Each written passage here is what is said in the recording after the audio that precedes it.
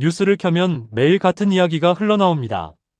AI가 수백만 개의 일자리를 없앨 것이다. 화이트 칼라 직종이 가장 먼저 사라질 것이다. 당신의 직업도 안전하지 않다. 그런데 정말 그럴까요? 2026년 2월 24일 월스트리트의 핵심 시장 조성자 시타델 증권이 보고서 한 편을 발표했습니다. 제목은 2026 글로벌 인텔리전스 위기. 그리고 그 보고서는 놀라운 질문을 던집니다. AI 일자리 대체 내러티브는 과연 데이터로 뒷받침되는가? 오늘 우리는 공포를 이야기하지 않겠습니다. 공포의 구조를 분석하겠습니다. 이것이 우리가 세상을 읽는 방식, 시스템 사고입니다. AI 공포 내러티브의 논리는 이렇습니다. AI 능력이 급격히 향상된다. 그러면 AI가 인간 노동을 대체한다. 그러면 임금 소득이 붕괴된다. 그러면 소비가 줄어들고 경제가 수축한다.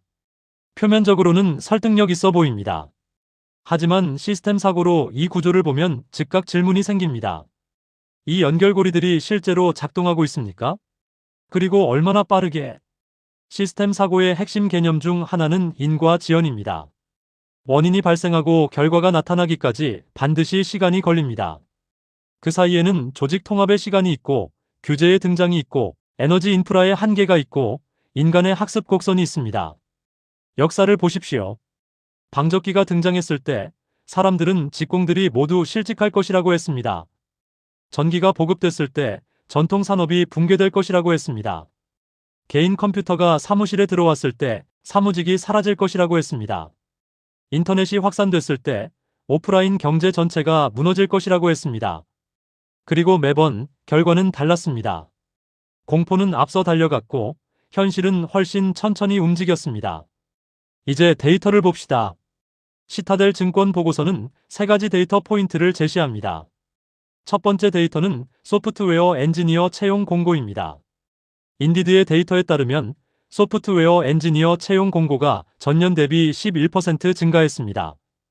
AI가 프로그래머를 대체한다는 이야기가 가장 강하게 퍼지던 바로 그 시기에 어떻게 이런 일이 가능합니까? 시스템 사고로 보면 이것은 MS 오피스의 역사와 동일한 패턴입니다.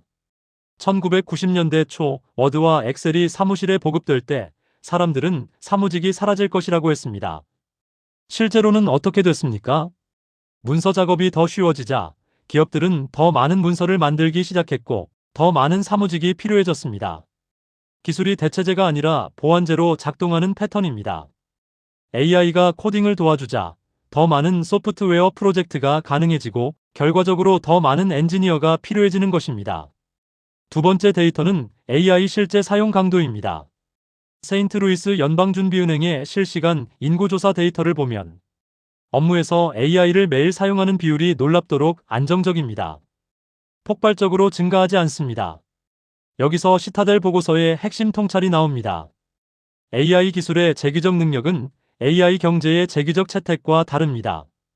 AI가 스스로 능력을 향상시키는 속도와 그 AI가 실제 경제에 배치되는 속도는 전혀 다른 시스템입니다. 기술 확산은 역사적으로 항상 S커브를 그립니다. 초기에는 느리고 비쌉니다. 그러다 가속됩니다. 그리고 결국 포화됩니다.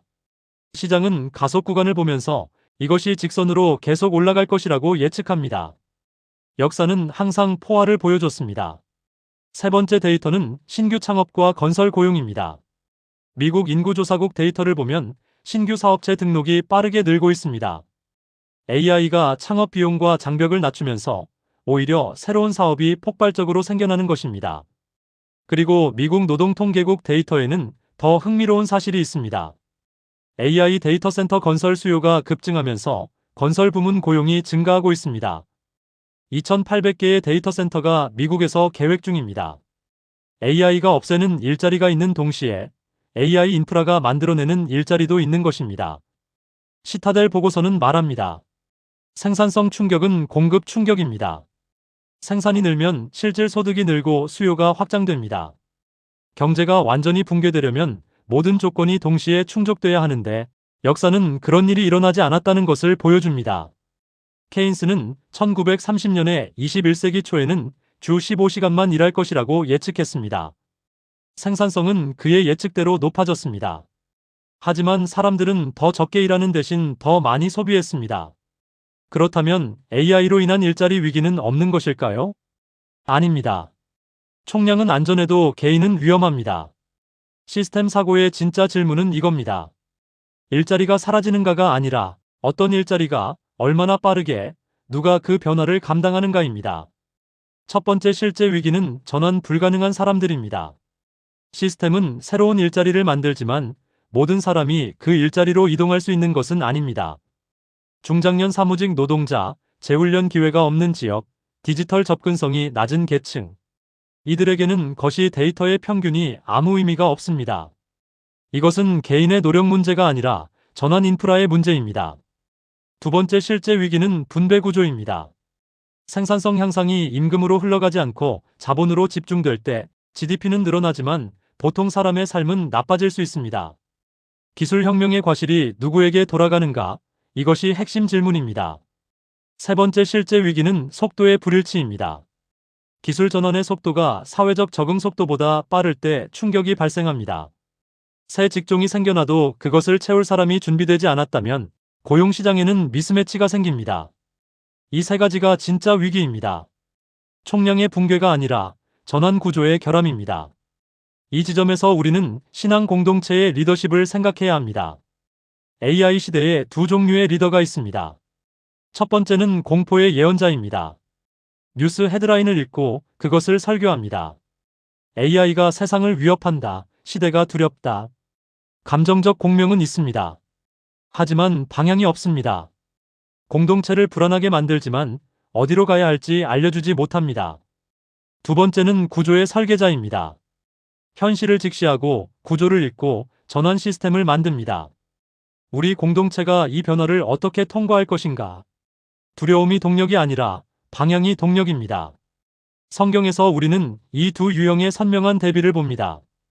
민수기 13장의 12 정탐꾼 중 10명은 가나안을 보고 공포를 설교했습니다. 우리는 메뚜기 같다. 그리고 이스라엘을 광야로 40년 더 머물게 했습니다. 반면 요셉은 7년 풍년과 7년 흉년의 구조를 읽었습니다. 그리고 국가적 저장 시스템을 설계했습니다.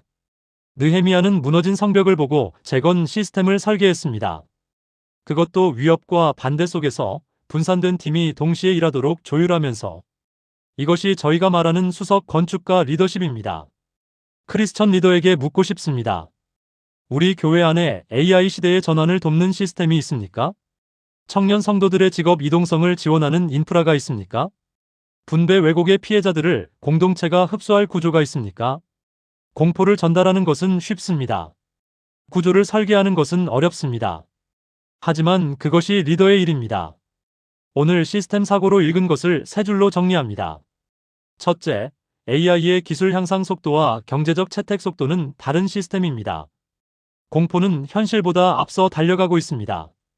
둘째, 총량적 일자리 붕괴보다 전환 불가능한 사람들의 집중 붕괴가 진짜 위기입니다.